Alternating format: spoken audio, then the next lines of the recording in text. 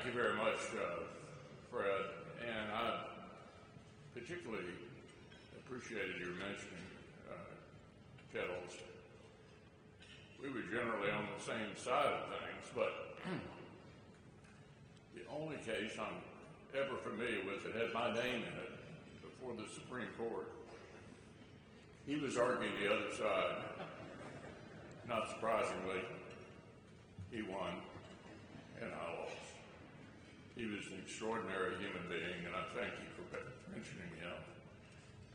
A noble public servant, and a real lawyer's lawyer. He leaves a tremendous legacy, and he'll be clearly missed. Secretary Austin, thank you for your decades of honorable service in and out of uniform to the nation we both love. I'm glad to be with you all today, and I'm so honored by this recognition. I believe in American primacy and in the power of alliances. I make no apologies for those beliefs, and I trace them directly to the example of our party's president. President Reagan's leadership was a source both of professional wisdom and personal inspiration to me. And I suspect the same is true of so many of you here today. Even in the climatic moments of a struggle that defined half a century, the consummate Cold Warrior spoke for posterity. President Reagan knew that the principles that guided the West's triumph were not to be discarded with the rubble of Soviet tyranny. He called our attention to the old adage that America is great because it is good. And if America ever ceases to be good, America will cease to be great. And just as greatness follows goodness,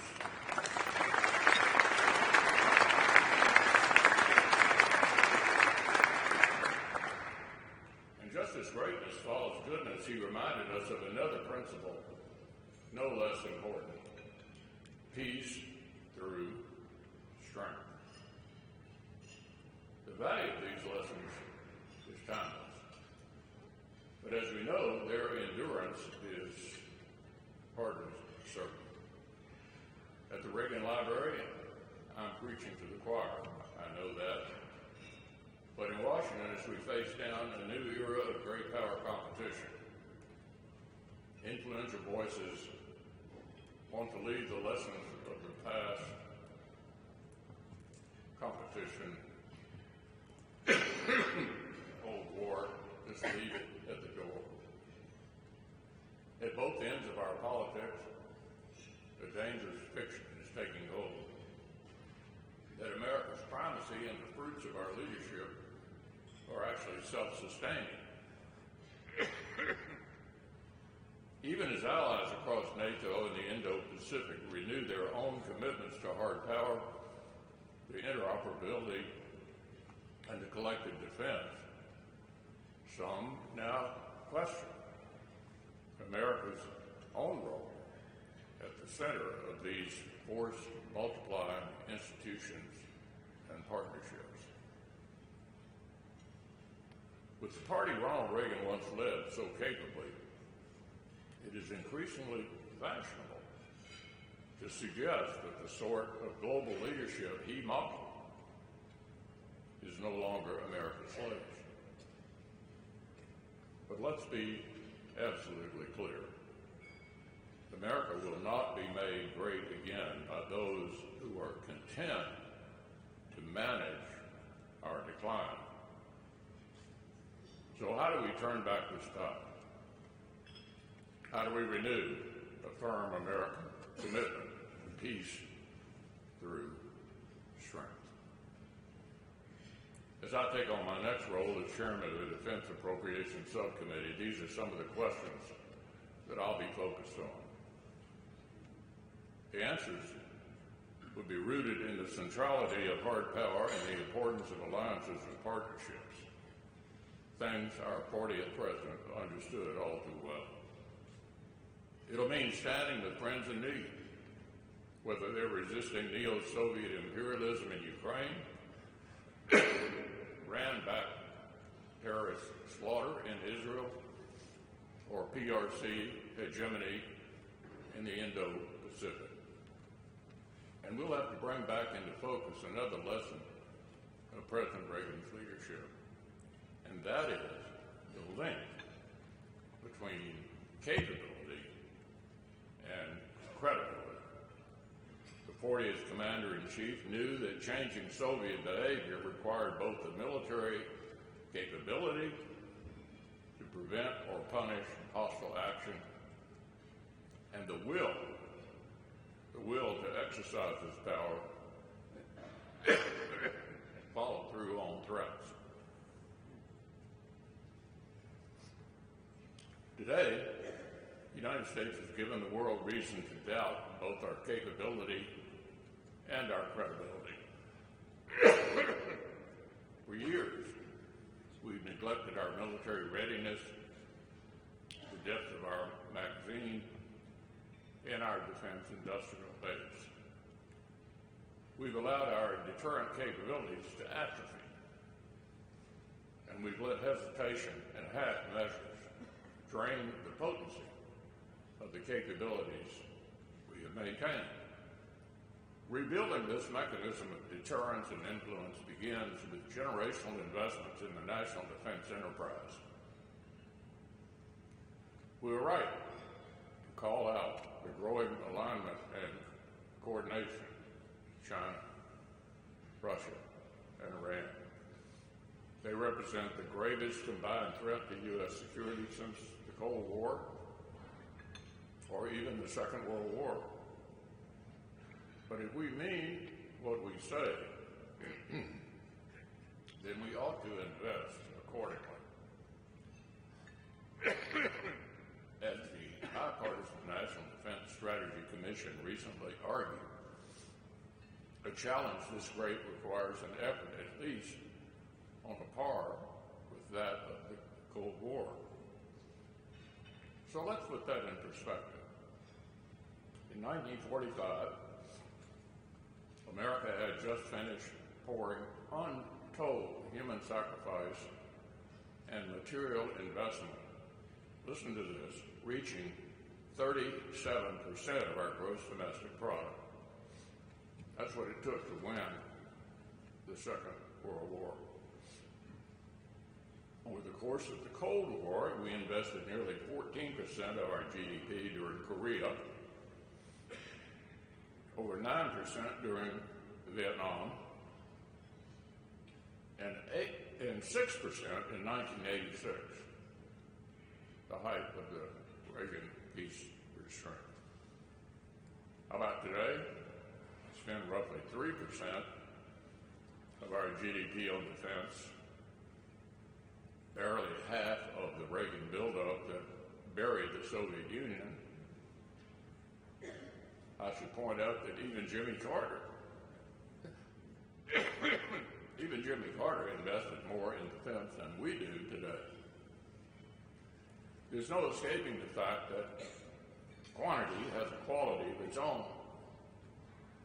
The sort of great power war America's military must prepare for today would entail staggering requirements we haven't seen since World War II. The Pentagon is not equipped to meet the demands of protracted or multi-theater conflict. Neither is our defense industrial base. Blame for this chronic deficiency is plentiful. It begins with anemic defense budget requests that encourage using critical munitions as bill payers for other priorities. And of course, Congress bears the blame for the glacial pace of appropriations. Consistent demand signals for critical capabilities are a square one requirement. At the same time, the need for interceptors and long-range munitions is perfectly obvious.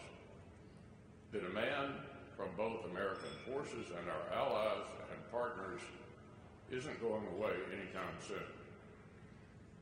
Industry partners should recognize it and plan accordingly. Patriotic companies have more work to do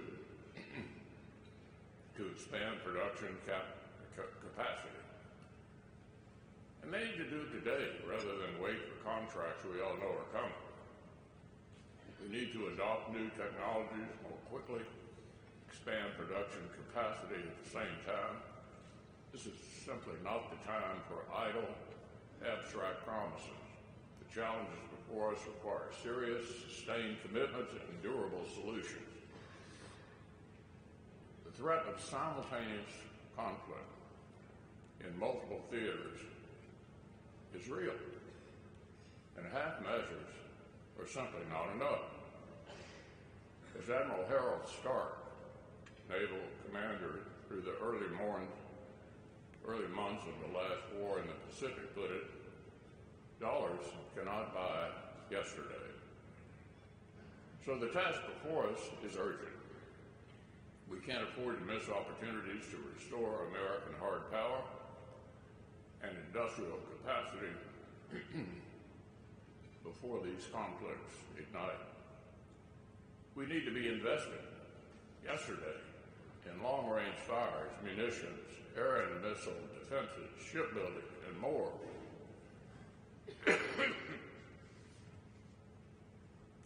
It's all well and good to spend time talking about grave threats, but our enemies care much more about what we do than what we say. Merely invoking peace through strength is not enough. We have an obligation to provide for the common defense, and it calls us to actually build and maintain that strength. Unless we're willing to spend the necessary resources to address them, talk is cheap. And a defense authorization bill that fails to set top-line funding above the President's request would be a tragic missed opportunity we would likely come to regret.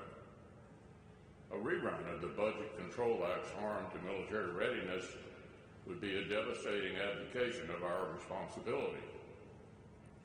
We need to make the sort of investments in American primacy and hard power that the world hasn't seen since Ronald Reagan was calling the shots. And it's not just proud Reagan Republicans saying that, but the Institute's latest survey, the American people understand intuitively what this particular dangerous world demands of its greatest military and the arsenal of democracy. There's been a lot of talk about the politics of all this. So listen to what I have to say right now. A clear majority, 17 points greater than just 2 years ago, agree that America should be more engaged, and take the lead. And surely to the dismay of proponents of managed decline or leading from behind, when asked what objectives the U.S. military should be prepared to achieve if faced with simultaneous major power conflicts, the largest share said, victory. These citizens have it exactly right. America shouldn't play for a tie. And to accept decline is to invite defeat. The American people's message echoes a chapter of history that Washington would do well to brush up on. Think back to 1940. Isolationism had already lost its grip on the American public opinion. In the Nazi conquest of Poland and France and in the Blitz over London, Americans saw an aggressor who wouldn't wouldn't stop at the water's edge. They saw their own security and prosperity hanging in the balance. And they said so. Overwhelming majority of Americans told pollsters they supported massive new investments in defense and even the institution of a draft. But as we know, their leaders didn't feel the same sense of urgency. At critical moments, their president waited for events to force his hand. Meanwhile, the anti-interventionist bloc in Congress continued to protest, equipping frontline allies and partners to fight back, and literally scoffed at the notion that the war overseas somehow threatened America's interests. That is, until 83 years ago today. 83 years ago today. Arthur Vandenberg, one of the Senate's staunchest anti-interventionists, confessed that December the 7th, 1941, ended isolationism for any realist. And thank God it did. American industry already had its work cut out for it. Already had its work cut out for it after years of neglect of military might. It's reckless to assume once again that we can buy readiness overnight. It is dangerous to pretend that America's credibility is divisible. President Reagan knew better than to wait for calamity to force his hand. And so should we. Thank you very much.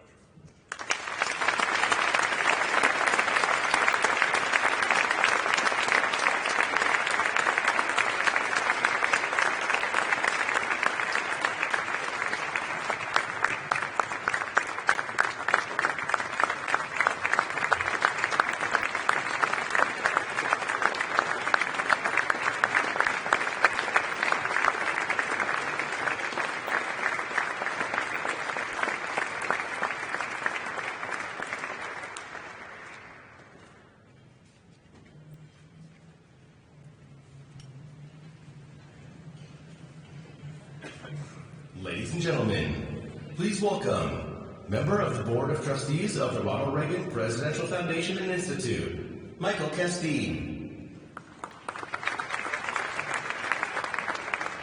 Thank you. You don't have to clap. I'm just introducing the awardee. Because we are a great nation, our challenges seem complex. It will always be this way.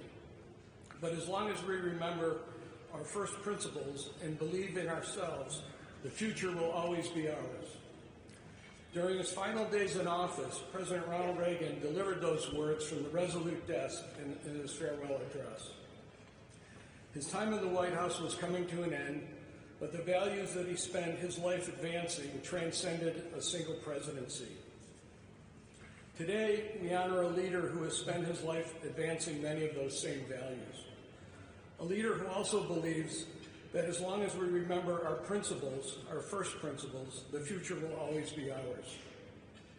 We know that in part because Secretary Lloyd Austin has attended every Reagan National Defense Forum during his 4 years as he led the Department of Defense. Now, let me be clear. This is not an award for perfect attendance at the Reagan Defense Forum, but though we are very honored to have you back, Mr. Secretary. This is a recognition for a lifetime of service. Secretary Austin has committed himself to nothing short of excellence, beginning with his time in Mobile, Alabama, and at West Point. Across 5 decades, his Army career has included command at the Corps, Division, Battalion, and Brigade levels. After earning a Silver Star during the invasion of Iraq in 2003, he went on to assume the duties of Commanding General of United States Forces, overseeing all combat operations in the country. He concluded his uniform service as the commander of the U.S. Central Command, and to many, that alone would have been an impressive capstone on an illustrious career. But his commander-in-chief called, and he stepped up to serve his country again. this time as a civilian. And we are grateful. Mr. Secretary, we are grateful for the clear-eyed assessment of China and Russia that you brought to the Pentagon. We are grateful for your firm recognition that freedom is something for which we must always take a stand. And we are grateful that you have demonstrated that our national defense need not be partisan, that big ideas like peace through strength transcend politics. They speak to our shared American identity. They erase the lines we've drawn to divide ourselves. You said here at the Reagan Defense Forum in 2021, I hope that we can again summon Ronald Reagan's sunny conviction that this country can be stronger, prouder,